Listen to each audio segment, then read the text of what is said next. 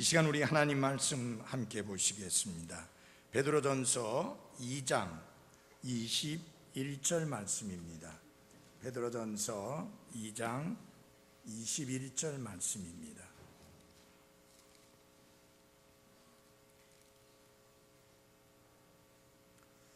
참으로 너희가 심지어 그 일을 위해 부르심을 받았나니 그리스도께서도 우리를 위해 고난을 당하심으로 우리에게 본을 남기사 너희가 자신의 발자취를 따라오게 하셨느니라.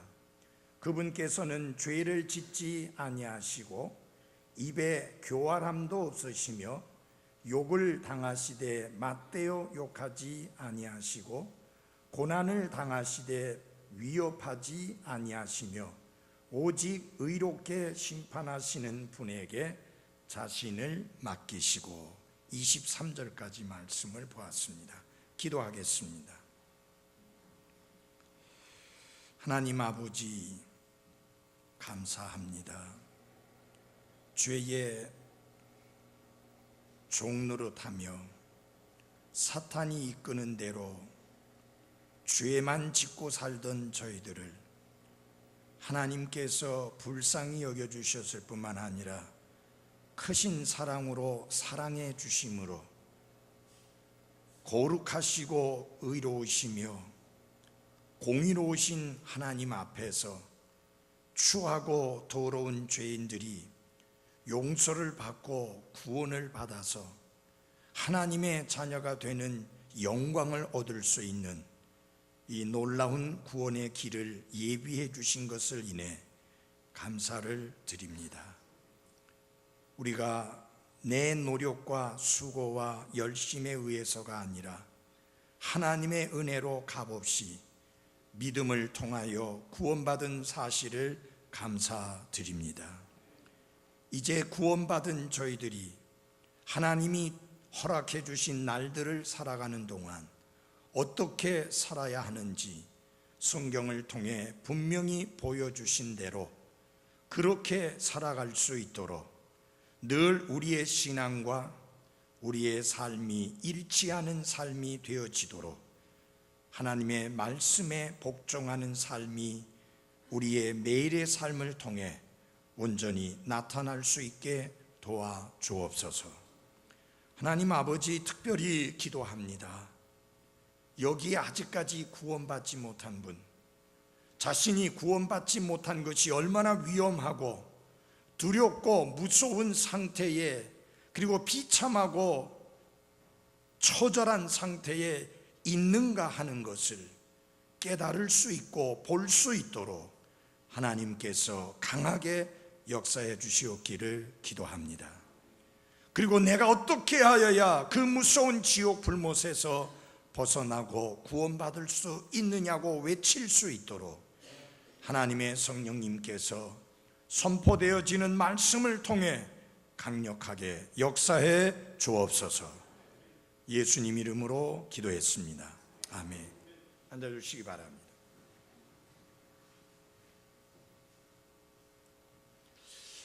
저는 어저께 아시아 지역에 있는 지하 교회에서 믿음의 생활을 하면서 입으로 다 표현할 수 없는, 말할 수 없이 힘들고 어려운 고난과 고통과 시련을 겪고 있는 그리스도인들의 삶에 관한 내용을 읽을 수 있는 기회가 있었습니다. 사실 그들의 삶은 정말 우리의 상상을 초월할 정도로 그들이 믿음을 지키고 하나님께 영과 진리로 경배를 드리며 하나님의 말씀의 가르침을 받고 배우기 위해서 얼마나 엄청난 값을 지불하는가 하는 것을 보며 저는 정말 부끄럽다고 느낄 만큼 그렇게 전율을 느꼈습니다. 이단자라고 불리는 사람들은 그리스도인들을 체포해서 그리고 납치해 가서 혀를 잘라버리고 그리스도를 믿는 신앙을 부정하고 포기하도록 강요하는 일을 손쉽게 하고 있는 그런 상황입니다. 함께 예배를 위해서 모이고 말씀을 받기 위해서 모일 때 위험을 피하기 위해서 모이는 시간을 각 사람에게 각각 다른 시간으로 알려서 비밀리에 은밀하게 모여서 저들은 하나님의 말씀을 받고 있었습니다. 미국의 한 목사님이 그들을 찾아 말씀을 가르치게 되었는데 한 20명의 이 영적인 지도자들이 모였습니다.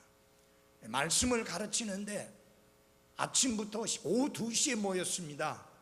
근데 8시간이나 가르쳤는데 지루해 하지도 않을 뿐만 아니라 일어날 생각조차도 하지 않는 그런 상황이었습니다.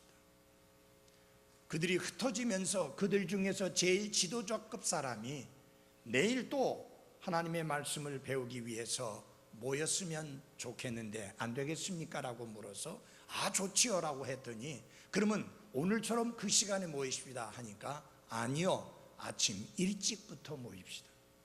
그래서 하루에 10시간 내지 12시간을 가르치기 시작해서 원래 예정은 몇 시간 가르치고 끝날 것이 열흘 이상 계속되었습니다. 그들은 구약 성경을 요약하는 것을 전부 듣고 나더니 목사님, 신약도 좀 가르쳐 주십시오. 그 목사님은 4,000명이 넘는 교회 담임 목사님으로서 미국에 돌아와서 화려하게 꾸며진 예배당을 보면서 부끄러움을 느꼈다고 합니다. 과연 우리 교회 성도들은 정말 하나님께 감사함으로 영과 진리로 경배드리겠다고 하는, 그리고 하나님이 주시는 말씀을 받겠다고 하는 오직 그 순수한 동기만으로 이 자리에 모이는 사람들이 몇 명이나 될까? 그런 생각을 가져보았다고 합니다. 그래서 자기 교회에서도 금요일 저녁에 4시간을 하나님의 말씀을 가르칠 겁니다. 그렇게 광고를 하고 금요일 저녁에 초대를 했습니다. 8시에서 12시까지 한다고 광고했습니다. 목사님 생각에 10명이나 오겠나라는 생각을 했는데 1,000명이 모였습니다. 정말 그 교회는 말씀을 사랑하는 사람들이고, 그리고 말씀대로 살고자 하는 거룩한 소원을 가진, 소위 말하면 미국의 성공을 꿈꾸는 아메리칸 드림에 빠져있는 사람들이 아니라 하나님의 말씀을 사랑하고 말씀을 사모하고 말씀을 알고자 하는 열정으로 충만해 있는 그리스도인들이었습니다. 이런 내용을 읽으면서 저는 저 자신에게, 그리고 우리 교회 성도들을 바라보면서 질문을 던져보았습니다. 과연 우리는 예수 그리스도를 위해서 날마다 신실하게 살아가고 있노라고 말할 수 있을 것인가? 과연 우리는 우리가 믿는 바 신앙과 일치하는 삶을 신실하게 살아가고 있는가? 스스로에게 물어보지 않을 수가 없었습니다.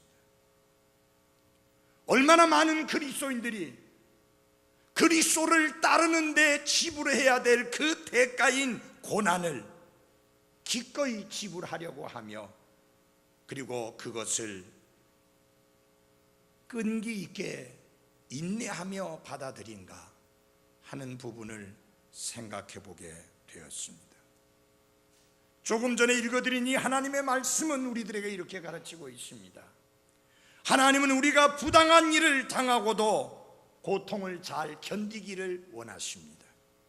뿐만 아니라 잘 행하고도 그것으로 인하여 고난을 당할 때 끈기 있게 그것을 견디는 그런 그리스도인의 삶을 살아갈 수 있기를 하나님은 원하십니다.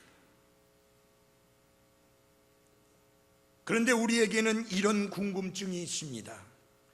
왜 우리는 부당한 일을 당하고도 고통을 견뎌야만 합니까? 왜 우리는 잘 행하고도 그것으로 인하여 고난을 당할 때 끈기 있게 그것을 견뎌야만 합니까? 성경은 그 문제에 대하여 분명한 해답을 제시합니다. 베드로전서 2장 21절에서 그 이유를 분명히 밝히고 있습니다. 첫 부분을 함께 읽어보겠습니다. 2장 21절 같이 읽겠습니다. 시작. 참으로 너희가 심지어 그 일을 위해 부르심을 받았나니. 무슨 말입니까?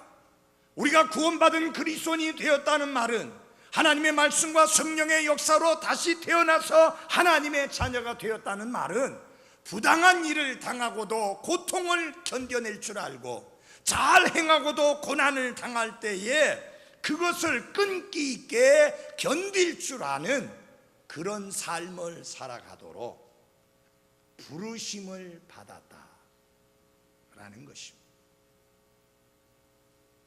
그리스도인은 어둠에서 불러내어 하나님의 놀라운 빛으로 불러냄을 받은 사람입니다.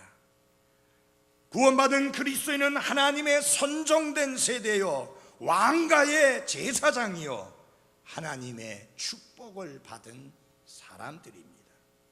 하지만 성경은 우리가 그리스도를 위하여 기꺼이 고난을 받으며 끈기 있게 견딜 줄 아는 그런 삶을 살아가도록 부르심을 받았다, 이렇게 말씀하고 있습니다.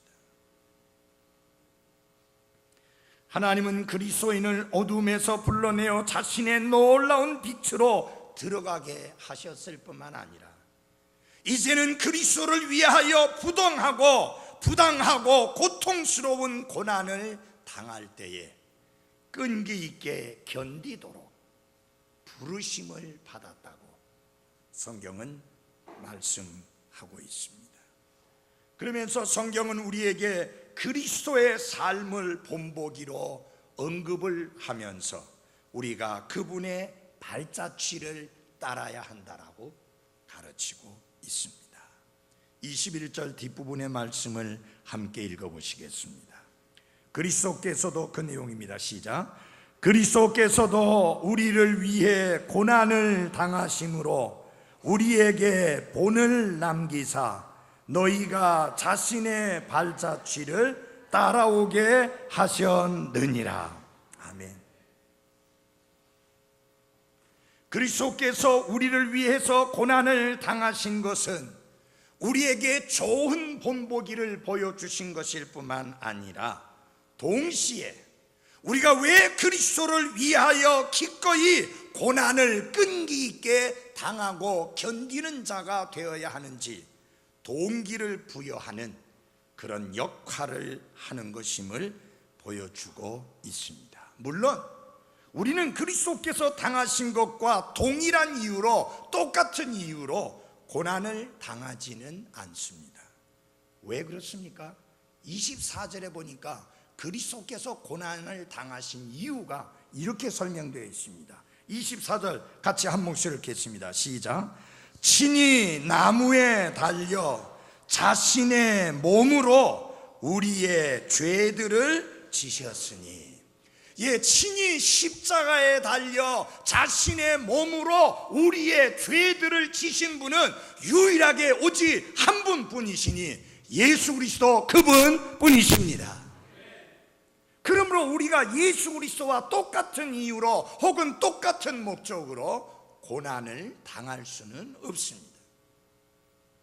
왜냐? 그분이 고난을 당하신 이유는 나와 여러분들의 죄들을 대신 짊어지시고 하나님의 진노를 대신 받으셨기 때문입니다. 여러분, 예수님께서 십자가를 앞두시고 기도하실 때 할 수 있으면 이 잔을 내게서 옮기시옵소서, 그렇게 기도하신 것을 기억하실 것입니다. 그분이 십자가의 고통과 죽음을 두려워해서 그렇게 기도한 거 아닙니다. 기독교 역사를 보면 그리스도를 위해서 산채로 그 가죽이 벗겨져서 순교를 당한 사람들도 있었습니다. 그것은 십자가의 고통보다 더 큰 고통입니다. 불에 타서 화형을 당하여 순교를 당한 그리스도인들도 있었습니다. 그러나 그들은 찬양을 부르면서 순교를 당했습니다. 한 사람이 그리스도를 위해서 교수형을 당하는 일을, 그런 형편에 처하게 됐을 때 아내에게 편지를 보냈습니다. 저들은 내 목을 칠 수는 있지만 내 머리이신 그리스도에게서는 끊어낼 수가 없다. 그렇게 순교를 당하는 남편을 위해서 박수갈채를 보낼 만큼 당당한 그리스도인들이 역사 속에 많이 있었습니다. 근데 어째서 예수 그리스도는 십자가의 그 고난과 죽음을 앞두고 할 수만 있으면 이 잔을 내게서 옮겨달라고 기도하셨을까요? 그 잔이 도대체 무슨 잔입니까? 십자가가 아닙니다. 그분이 마셔야 될 잔은 하나님의 진노의 잔입니다. 그분은 여러분과 저의 죄들을 대신해서 우리가 받아야 될 하나님의 진노를 대신 받아야 했기 때문에, 그 진노의 잔을 마셔야 했기 때문에 할 수 있으면 이 잔을 내게서 옮겨달라고 기도하신 것입니다. 그러므로 여러분, 그리스도께서 당하신 것과 똑같은 이유로, 똑같은 목적으로 우리가 고난을 당할 수는 없습니다. 그러나 우리는 그리스도께서 부당한 일을 당하고 고난을 견디신 것과 같이 우리도 그분의 본을, 그분의 발자취를 따를 수 있다라고 하는 것입니다. 그래서 저는 오늘 이 아침에 그리스도의 본을 따르라는 제목으로 말씀을 드리겠습니다. 다 같이 한번 해봅시다. 그리스도의 본을 따르라. 첫째로 예수 그리스도는 우리에게 본을 남기셨습니다. 우리가 그리스도의 본을 따르려면 그분이 어떤 본을 남기셨는지 그 본을 볼 수 있어야 합니다. 그래야 우리가 따를 수 있습니다. 제가 아침에 설교 시작하면서 소두에 그렇게 말씀드렸는데도 아직도 껐덕껐덕 졸고 있는 사람이 있다는 것은 이건 정말 수치입니다. 여러분, 이거 그리스도인 생활 맞습니까? 이거 정말 우리가 하나님께 경배드리러 모인 거 맞습니까? 제가 소두에 4시간, 8시간, 12시간씩 하나님의 말씀을 듣고 싶어서 좁은 자리에 웅크리고 앉아서 전깃불 하나 겨우 밝힌 상황 속에서 안락한 여러분과 같은 의자에 앉아서도 아니고 그런 상황에 지금 여러분, 이거 그리스도의 고난의 본을 본받으라고 말씀을 전하는데 이거 좀 아니잖아요? 이거 좀 우리 좀 제대로 경배드리십시다. 아멘. 영과 진리로 경배드린다고 말만 하지 말고 기도만 하지 말고 제대로 영과 진리로 경배를 드리는 그런 경배가 될 수 있기를 바랍니다. 피곤하면 토요일날 일찍 좀 주무세요. 피곤하면 아예 일하지 마세요. 그래서 정말 제대로 된 경배를 드려야 되지 않습니까?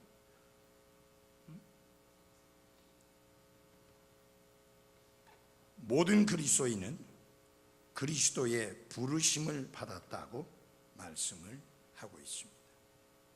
성경은 그리스도인이 부르심을 받았다고 말씀하고 있는데, 그리스도께서 우리를 위해 고난을 당하신 것처럼 그리스도를 위해 고난을 당하도록 부르심을 받았다. 근데 사실상 성경을 보게 되면 하나님의 부르심은 신약 성경 전체에 흐르는 아주 중요한 주제 중에 하나입니다.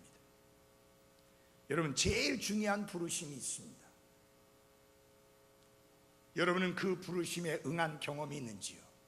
수고하고 무거운 짐을 진 모든 자들아, 다 나에게로 오라. 내게로 오라. 내가 너희에게 안식을 주리라. 그렇게 말씀했습니다. 사람이 질 수 있는 짐 중에 가장 무거운 짐이 있습니다. 가장 수고스러운 짐이 있습니다. 그것은 경제적이고 물질적인 짐이 아닙니다. 그것은 바로 죄의 짐입니다. 그리고 어느 누구도 우리가 지고 있는 죄의 짐을 벗겨주고 우리에게 안식을 줄 수 있는 그런 존재가 하나도 없습니다. 오직 한 분, 예수 그리스도 그분만이 우리의 죄의 짐을 벗겨주고 그리고 참된 안식을 주실 수 있는 분이십니다. 근데 누가 그 부름에 응하겠습니까? 예수님은 내게로 오라고 그랬지 교회로 오라고 하지 않았습니다. 예수님께로 오라고 그랬습니다.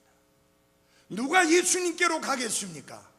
자신이 무거운 죄의 짐을 지고 견디다 못해 쓰러지며 고통스럽고 힘들고 괴로운 삶을 살고 있는 죄인이라는 것을 깨달은 사람만이, 그것을 인식하는 사람만이 그 짐을 벗기 위해 그리스도께로 올 것입니다. 예수님 말씀하셨어요. 건강한 자에게는 의사가 필요 없다. 병든 자만이 의사가 필요하다. 그런데 나는 건강한 자를 부르러 온 것이 아니라, 의인을 부르러 온 것이 아니라 죄인을 불러서 회개토록 하기 위해서 오셨다고 말씀했습니다. 예수님 당시에 두 부류의 사람이 있었습니다. 스스로 자신을 의롭다라고 생각하는 사람입니다. 실상은 추하고 더럽고 악하고 냄새나는 죄인인데도 불구하고요, 만약 그가 그날 죽는다면 바로 지옥에 던져질 끔찍하고 더럽고 추악한 죄인인데도 나는 의롭고 깨끗하다, 그런 사람들이 있었습니다. 여러분, 그런 사람들이 예수님께로 올까요? 오지 않습니다. 그런데 어떤 사람들이 있었습니까? 나는 죄인으로소이다, 나를 불쌍히 여겨주십시오, 나를 구원해 주십시오. 그런 사람들이 예수님께로 나왔습니다. 여러분이 예수님께 나오기 위해서는 먼저 죄인으로 나와야 됩니다. 죄인으로 나와야 됩니다.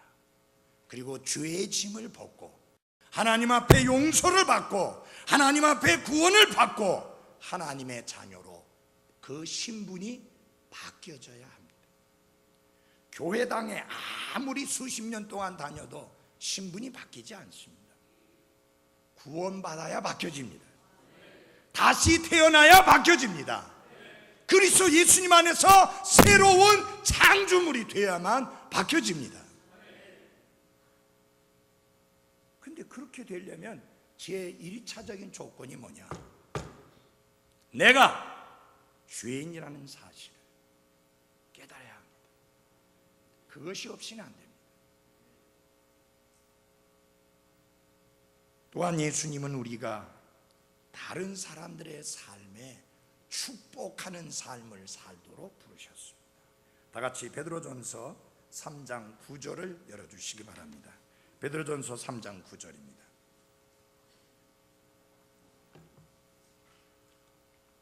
악을 악으로 욕설을 욕설로 갚지 말고 오히려 그와 반대로 뭐하라? 축복하라. 이런 일을 위해 너희가 부르심을 받은 줄 아나니. 나에게 악하게 대하는 자, 나에게 욕설하는 자, 그들에게 악은 악으로 대하고 욕설은 욕설로 갚아주는 게 아니라 오히려 그러한 자들을 축복하라. 우리가 그러한 삶을 위하여 부르심을 받았다. 여러분, 실제로 보면은 스데반이 그렇게 했습니다. 자기에게 돌을 들어서 치는 자들을 향해서 하나님 앞에 이렇게 기도했습니다. 하나님이여, 저들을 용서해 주십시오. 저들이 무슨 짓을 하고 있는지 알지 못하기 때문입니다. 오히려 축복을 기원하는 것을 볼 수 있습니다. 우리가 그런 삶으로 부름을 받았다. 욕할 때 되받아 욕하는 거, 그건 아무나 할 수 있습니다. 우리를 악하게 대하는 사람에게 악하게 대하는 거, 그건 아무나 할 수 있습니다. 그러나 여러분, 우리는 그런 사람이 아닙니다. 신분이 바뀌었습니다. 여러분, 신분이 바뀌었으면 신분에 맞는 생활과 행동과 행실이 나와야 하는 게 옳습니다. 그건 뭐냐? 축복하라. 축복하라. 우리가 축복하도록 부르심을 받았습니다. 그게 바로 왕가의 제사장이 하는 일입니다. 제사장이 하는 일이 뭐예요? 축복하는 겁니다. 왕이 하는 일이 뭐예요? 백성을 축복하는 거예요. 왕은 하는 일이 백성들에게 화풀이하고, 그게 왕이 하는 일이 아니라 백성들을 축복하는 거예요. 제사장이 하는 일이 뭐냐? 백성들을 축복하는 거예요.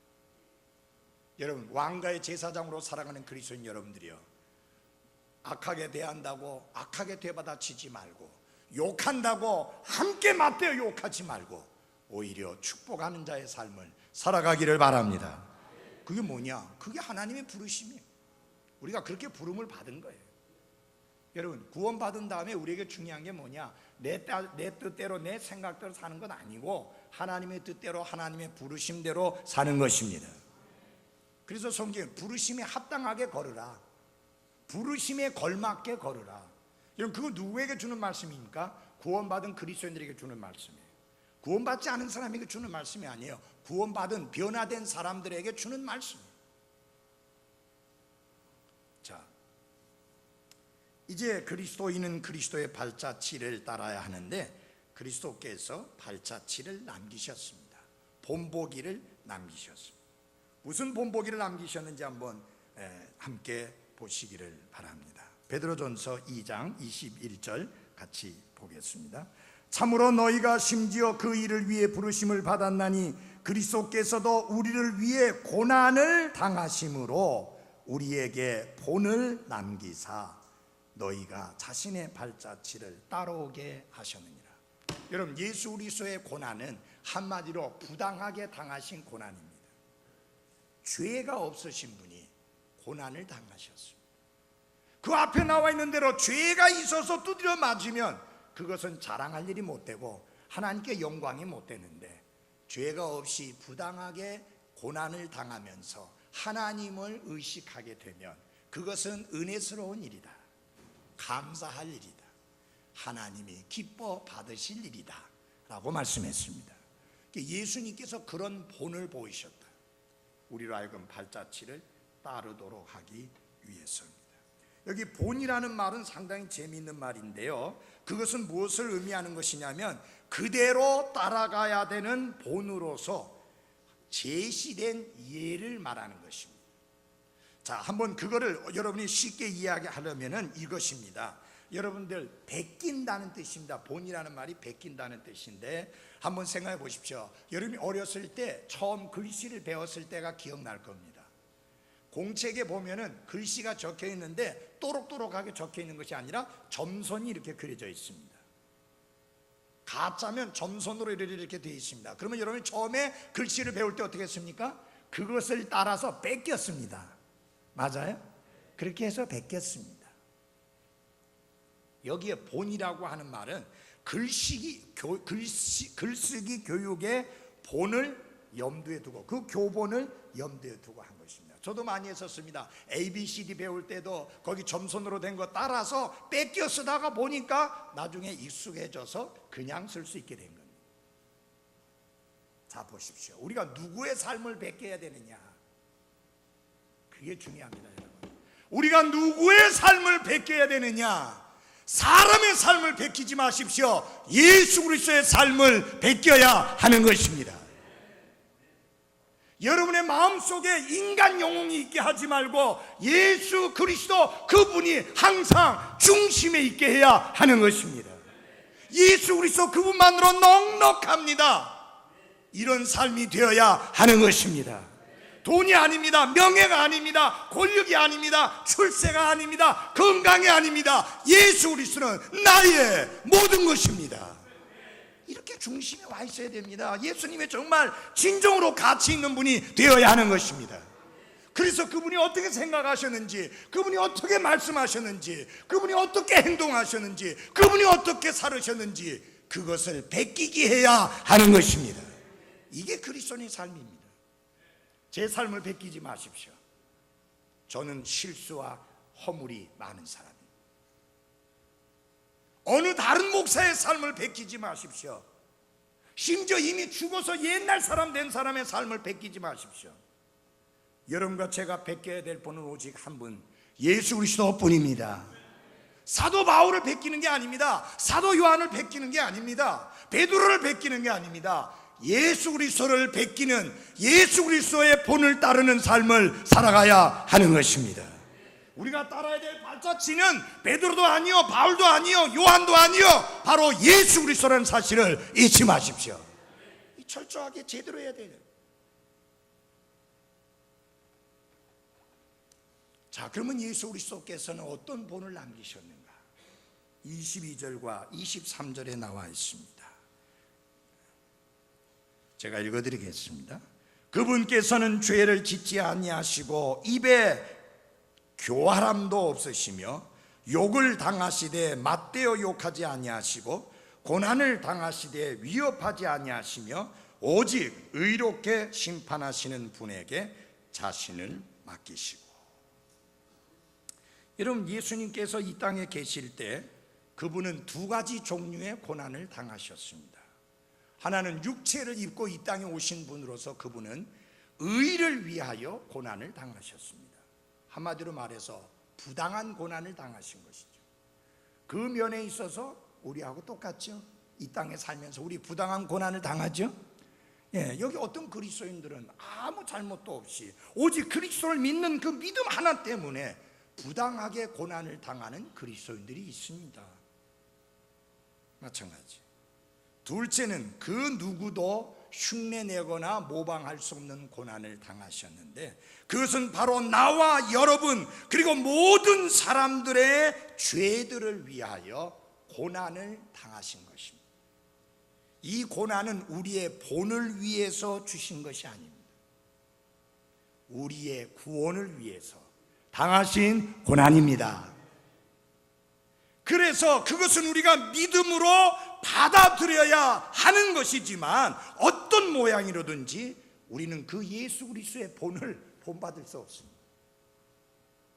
우리 가운데 어느 누구도 딴 사람의 죄를 대신해서 고난받을 수는 없습니다. 그들의 죄 문제를 해결해 주기 위해서 우리는 고난받을 수 없습니다.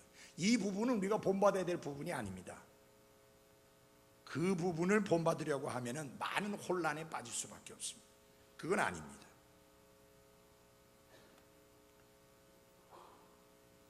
우리가 본받아야 될 부분은 무엇이냐면은 예수 그리스도께서 부당하게 고난을 당하셨음에도 불구하고 죄를 짓지 않으셨다.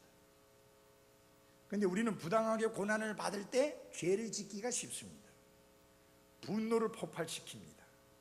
대신에 같이 욕을 합니다. 대신에 같이 맞받아칩니다.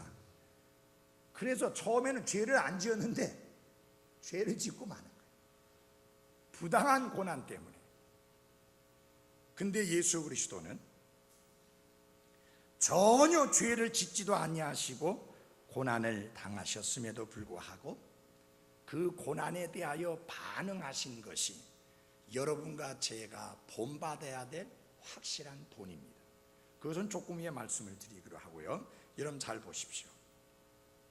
예수 그리스도는 근본적으로 우리와 다른 면이 있는데 그건 무엇이냐? 그분은 전혀 죄를 짓지 아니하셨다고 하는 것입니다. 부당한 고난을 당하기 전에도 죄를 짓지 아니하셨고 부당하게 고난을 당하실 때도 죄를 짓지 아니하신 이 세상에서 죄를 짓지 아니하고 사신 유일한 분이 예수 그리스도이신 것입니다. 그래서 우리가 예수 그리스도만이 하나님께로 갈 수 있는 유일한 길이라고 말하는 것이요, 예수 그리스도만이 유일한 구원자라고 말씀을 드리는 것입니다. 만약 예수님께 조금이라도 죄가 있었다면 그분은 우리의 구원자가 될 수 없고 그분은 우리를 하나님께로 인도할 수 있는 길이 될 수가 없습니다. 왜냐하면 하나님께서 받으시는 속죄 헌물은 반드시 흠이 없는 온전한 것이어야 하기 때문에 그렇습니다. 성경은 뭐라고 말합니까? 의인은 없나니 단 한 사람도 없다고 그랬습니다. 모든 사람이 죄를 지었다고 했습니다. 오직 하나님으로서 육신을 입고 이 땅에 오신 예수 그리스도 그분만이 전혀 죄가 없으신 온전한 구원자이십니다. 그래서 성경은 이렇게 말씀합니다. 거룩하시고 해가 없으시고 더러움이 없으시고 죄인들로부터 분리되시고 하늘들보다 더 높이 되신 분이 예수 그리스도라고 말씀합니다.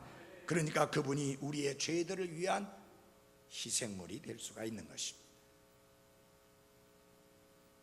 자, 예수님이 이 땅에 계실 때 그분은 우리에게 본을 남기셨는데 그럼 어떤 본에 우리가 유의를 해야 되느냐? 예수님이 바다 위를 걸으셨습니다. 육지처럼 바다 위를 걸으셨습니다. 나병 환자를 단숨에 낫게 해주셨습니다. 말씀 한마디로. 죽은 자를 심지어 살리시기까지 하셨습니다. 눈먼 자의 눈을 뜨게 해 주셨습니다.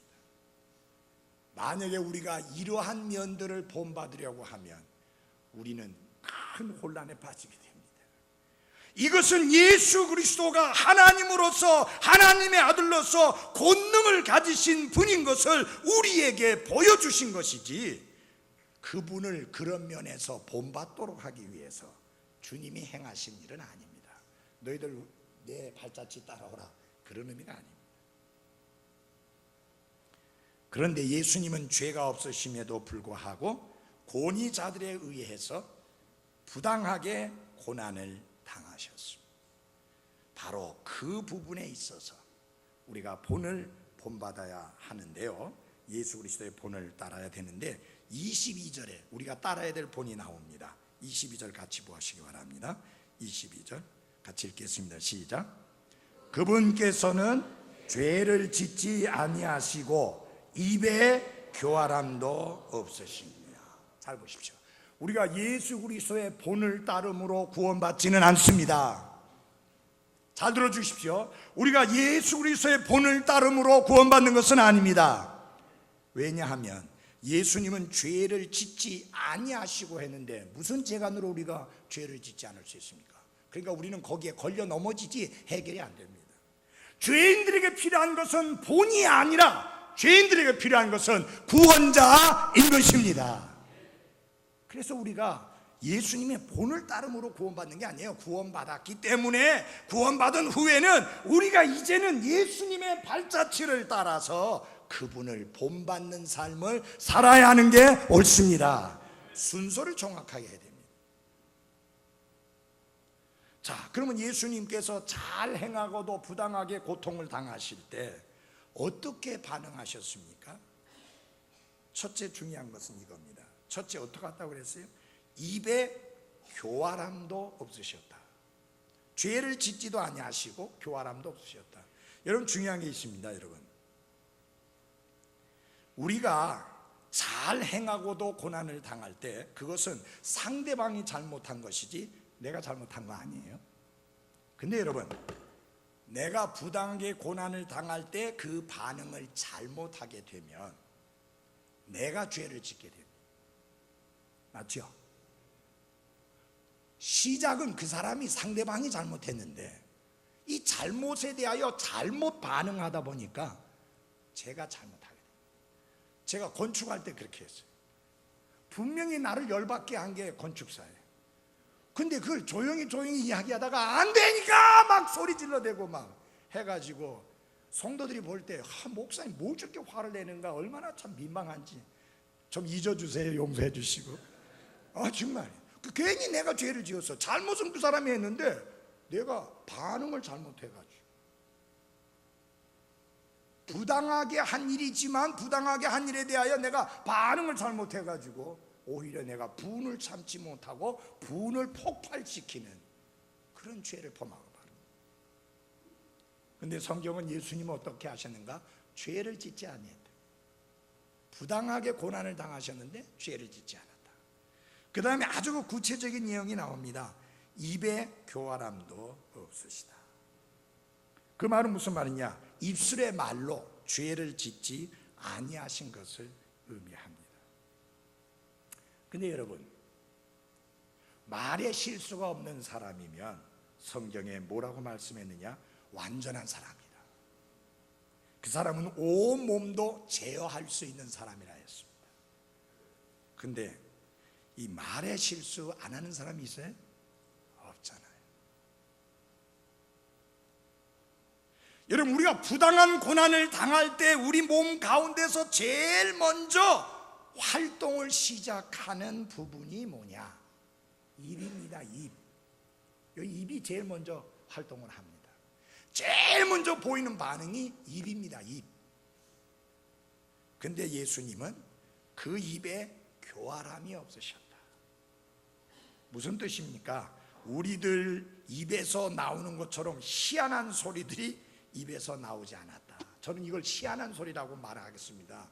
더러운 말인데 이걸 여러분에게 말할 수는 없으니까 희한한 소리 아시죠? 부당하게 고난을 당하면 화가 나갖고 씩씩거리면서 그 다음에 희한한 소리들이 막 나오죠. 입으로 희한한 소리 나오잖아요. 맞아요? 아시죠? 예, 쌍시옷 들어간 것들 있잖아요. 왜? 예, 이게. 근데 예수님은 입술에 교활함이 없습니다. 다시 말하면 입술로 범죄하지 않았다. 그래서 이사야 대언자는 예수님이 이 땅에 오셨을 때 그분이 어떤 반응을 보이실 것인가에 대한 말씀에서 이렇게 말했습니다. 그는 학대를 당하고 고난을 당하여서도 자기 입을 열지 아니하였으며 도살장으로 향하는 어린 양같이 끌려가며 털 깎는 자 앞에서 잠잠한 양같이 자기 입을 열지 않았다. 부당하게 고난을 당할 때 최선의 반응이 무엇이냐? 잘 들으세요. 최선의 반응은 예수님이 하신 것처럼 하는 건데 침묵을 지키는 겁니다. 입을 열지 않는 겁니다. 근데 입이 근질근질해서 못 참잖아요. 그래서 범죄하는 거예요. 그래서 우리가 따라야 될 본이 뭡니까? 예수 그리스도께서 침묵을 지키신 것처럼 침묵을 지키는 거예요.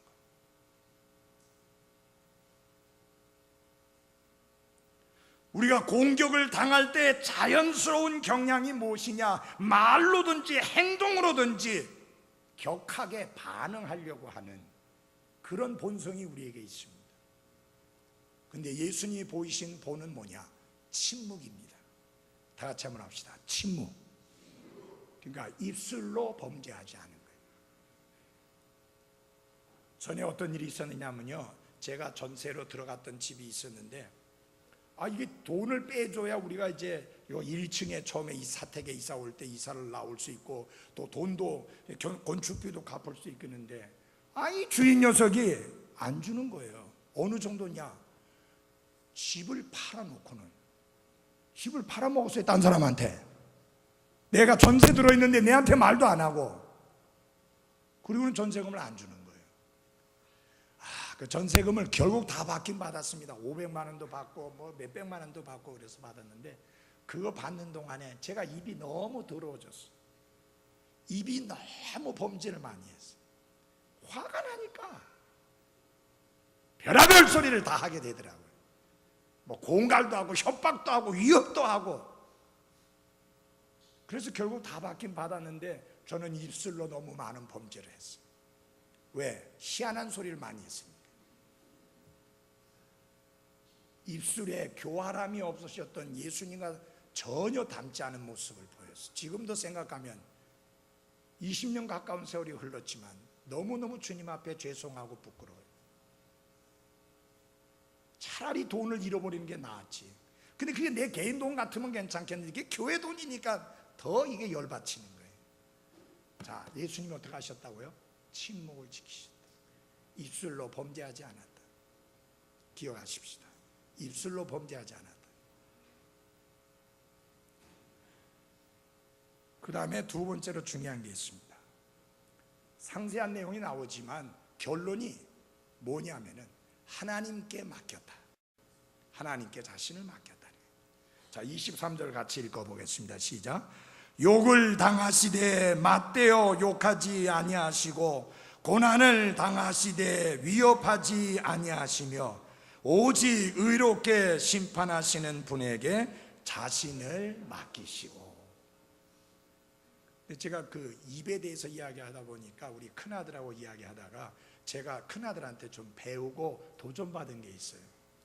자기는 그 백화점이든지 뭐 상점이든지 어디든지 거기서 잘못했을 때 항의를 할 때 절대 화를 안 한다는 거예요.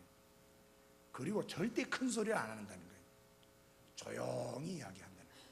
근데 내용은 말은 조용한데 내용은 엄청 강한 거예요. 근데 조용하게 이야기하니까 이쪽에서 격한 감정을 안 보이니까 자기는 안정되게 이야기를 할 수 있는 거예요. 그래서 제가 배웠어요. 이걸 누구한테나 배울 수 있는 거잖아요. 그래서 굉장히 화난 상황이었어요. 상황이. 그래도 실실 웃으면서 조용조용하게 이야기를 했는데 그래도 되긴 됩니다. 해결이 됩니다.